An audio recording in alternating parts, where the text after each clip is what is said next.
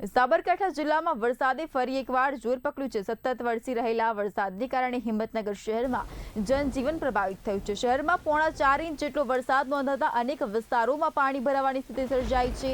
ખાસ કરીને હિંમતનગર સહકારી જીન નજીક આવેલા હડિયોલ રોડ પર વરસાદી પાણી ભરાતા રસ્તો જાણે તળાવમાં ફેરવાઈ ગયો હતો।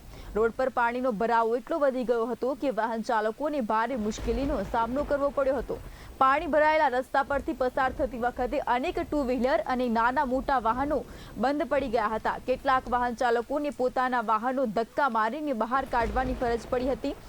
પાણી ભરાવાના કારણે ટ્રાફિક વ્યવસ્થા પણ ખોરવાઈ હતી અને લોકોને અવરજવરમાં હાલાકી પડી હતી। હવામાન વિભાગની જે પ્રમાણે વરસાદની આગાહી હતી તે મુજબ સાબરકાંઠાના અનેક વિસ્તારોમાં વરસાદ વરસ્યો હતો। હાલ જે પ્રકારે આ દ્રશ્યો જોઈ શકો છો તે હિંમતનગરના હડિયોલ રોડ જે સ્ટેટ હાઈવે કહેવાય છે તેના આ દ્રશ્યો છે।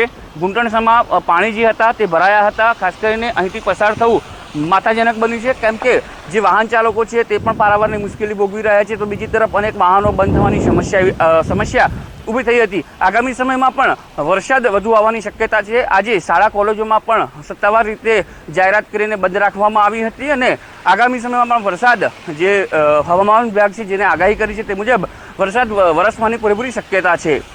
દિગેશ કડિયા, બી ઇન્ડિયા, સાબરકાંઠા।